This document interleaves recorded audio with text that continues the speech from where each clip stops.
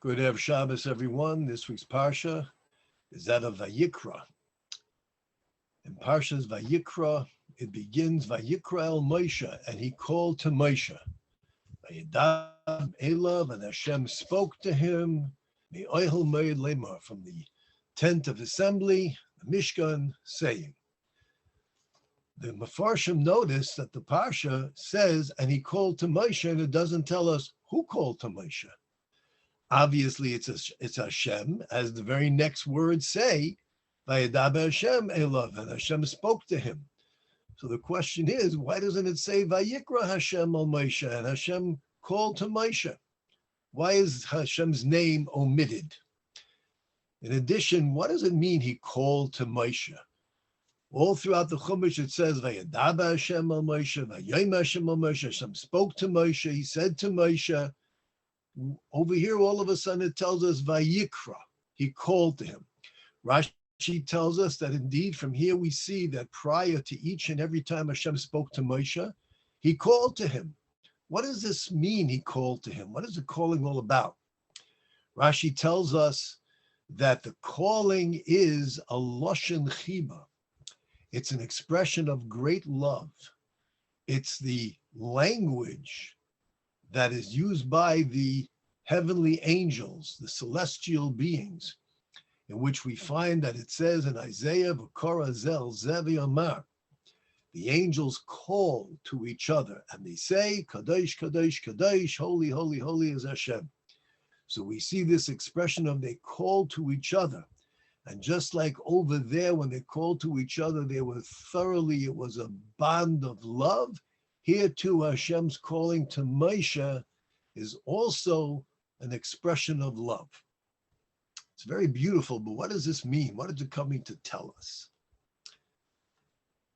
The Bnei Yisachar says, and as we know, the prophecy of Moshe was the greatest of all prophecies, greater than those who preceded Moshe, greater than anyone who will follow Moshe.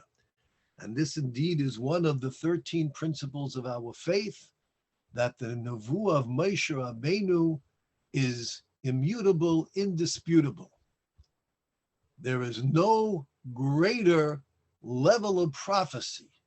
Moshe Rabbeinu's prophecy is referred to as faklaya de me'ira, a very clear vision, like looking through a clear glass, as opposed to a tinted glass or as opposed to glass covered with something. Moshe was able to see, his perception was as clear as a human being could achieve. And indeed, therefore, no human being could ever dispute the teachings of Moshe. No one can come along and say, well, that was then and it's not applicable today. This is what Moshe Rabbeinu taught us, Moshe who had the greatest wisdom, knowledge, understanding, insight, and prophecy of any human being who ever lived. Fundamental in our faith, a principle of our Torah. And this level of prophecy was available exclusively to Moshe.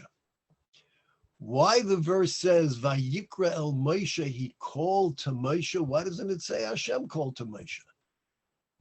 The Bnei Yisachar explains that the verse is not coming to indicate who was involved in this dialogue. If that was the purpose, it would have said Hashem called to Moshe. But rather it's teaching us that this calling was exclusive to Moshe. Only Moshe heard. As a matter of fact, it says, as Rashi tells us, that the voice of Hashem came down from heaven. What voice? What koil of Hashem? The voice that it says is thunderous. It can shatter mountains. That voice came down from the heavens.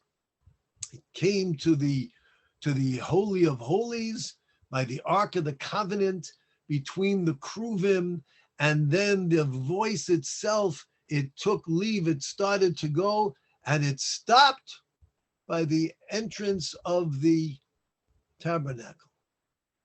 Amazing, miraculous. Who can control sound? That we said the sound will go until this point, no more. It defies logic, it defies science. Hashem. And only one human being heard it, Moshe. Only Moshe heard this, nobody else. Vayikra, there was a kriya, there was a calling, a notification to Moshe. The verse is not coming to tell us who called, but rather it's coming to tell us about the greatness of Moshe Rabbeinu. Moshe heard this, and Moshe heard what no one else was able to hear. Moshe was able to perceive what no one else was able to perceive. This is the prophecy and the greatness of Moshe Rabbeinu. This calling is an expression of love. It's an expression of love because it is revealing the greatness of Moshe. It's an expression used by the angels, which also shows us love. How do we see the love between the angels? Because it says they call to each other.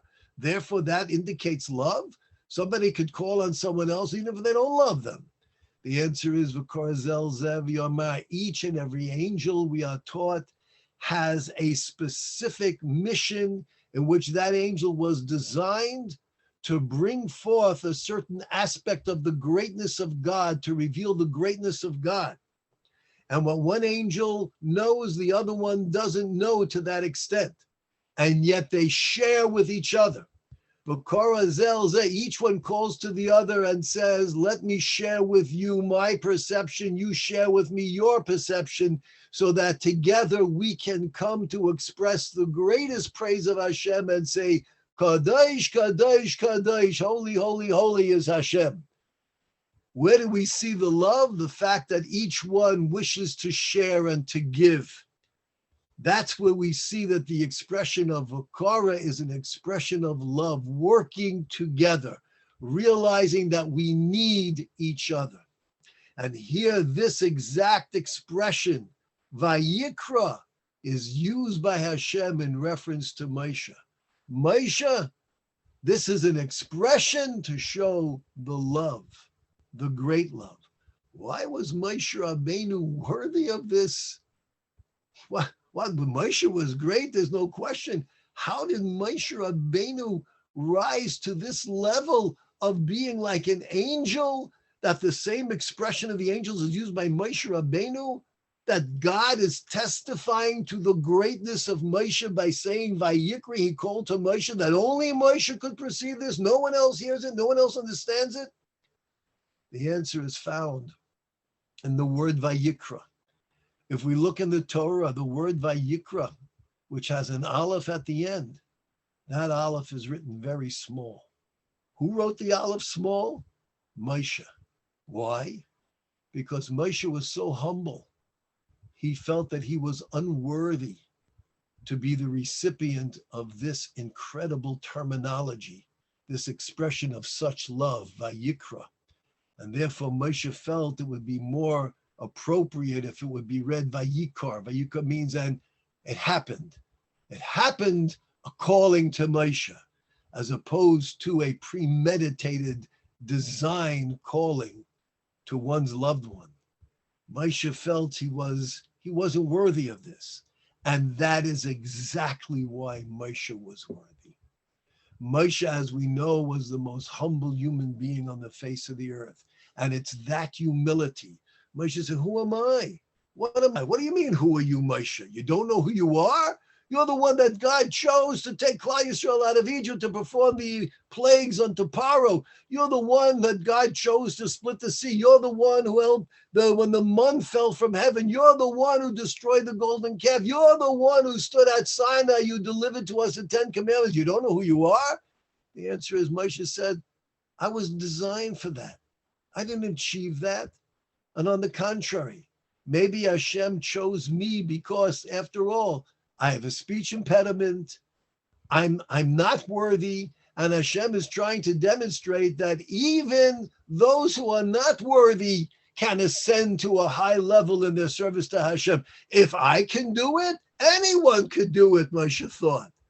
Hashem didn't choose me because I'm special. Quite the contrary. Moshe's thought process, Hashem chose me because I'm from the lowest. And he wants to show that if the lowest can accept the Torah and if the lowest can remain faithful, Anybody can. And therefore, when Hashem is using this expression, Moshe feels, I'm not worthy of this. And that's exactly why Moshe was worthy. The humility and the knowledge that indeed we all need each other. Moshe, whatever I did, it's because of Klal Yisrael. Klal Yisrael is the reason why Hashem chose me to do this. I'm just an instrument being utilized to demonstrate to Klal Yisrael their potential and their excellence.